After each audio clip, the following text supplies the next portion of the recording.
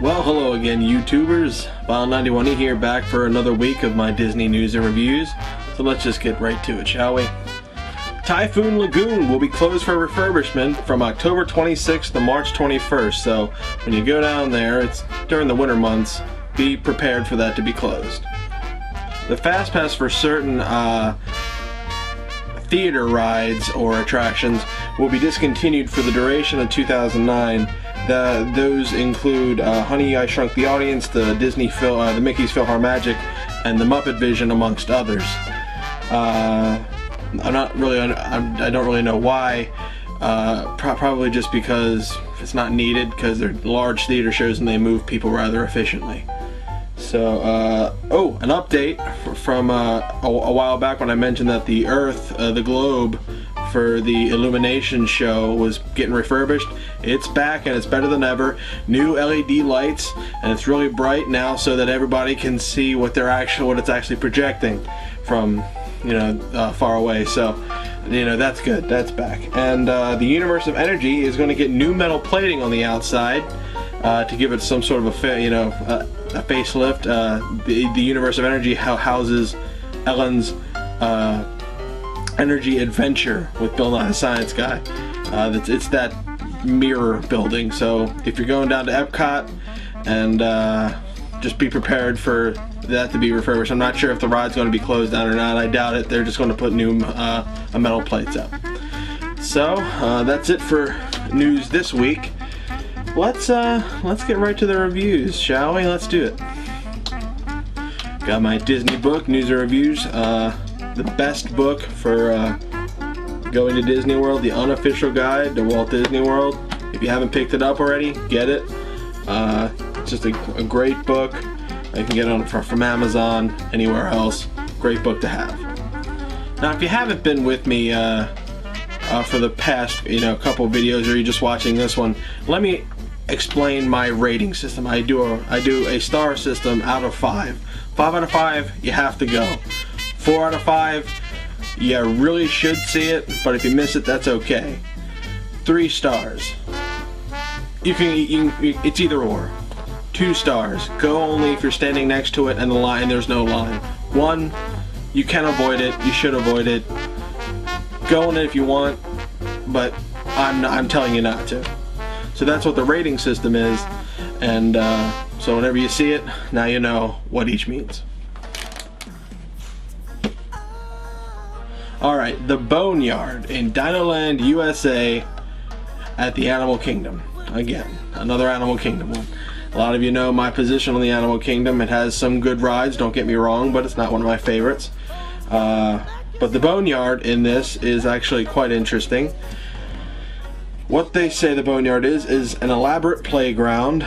It's a diversion sort of thing from your normal plans. You can go anytime, and opens 30 minutes after the rest of the park does. It's just okay. The Boneyard is really just it's a playground where kids can go on and climb on dinosaur bones. You can I think there's some sand in there. It's located in Dinoland, USA, which is the carnival setting in the Animal Kingdom. Aside from the fact that parents might take their kids there to blow off some steam, because God knows kids waiting in line for hours on end, they're building up all this energy that they need to expend it. So just like Mickey, the Pooh's Playful Spot, or the Honey, I Shrunk the Kids movie set at MGM or Hollywood Studios, it's just a diversion thing, so kids can go and blow off steam, get some energy, get their energy out, so they're ready to go for the rest of the park. So I want to give this a 2. It looks interesting. It's really nice, but for other people, you can overlook it. Just go if you're there. So the Boneyard in Dinoland, USA, 2 stars. Alright guys, if you want me to do restaurants, just let me know. Eventually I will move on to restaurants, music, songs, movies, because eventually these will run out. Alright. The Barnstormer at Goofy Wiseacre Farm. This you might overlook because it's in the Mickey's Toontown Fair at the Magic Kingdom. The only reason I really went to Mickey's Toontown Fair was to get autographs from Mickey and the other people at the country house. Now the Barnstormer is the only roller coaster specifically designed for kids. Now here's what they say it is in my book. It's a small roller coaster. It's a minor attraction to go before 10:30 during parades or in the evening just before the park closes. You must be 35 inches or taller to ride. Now it's great for little ones, but really not worth the wait for adults. That's what they say in here. The Barnstormer is really, I went on it once. It's a fun ride, but the wait is unbelievable. It's not efficient in moving people like other roller coasters are because it's really only meant for little kids. And it's a really, really, really short roller coaster.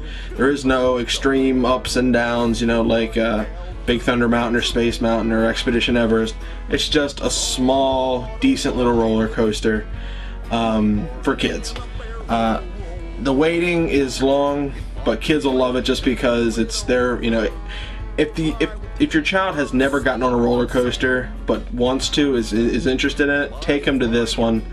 It'll help them decide whether or not they're coaster material, you know. The total ride length was like maybe a minute, and half of that was just getting up the hill, so it's not a long ride.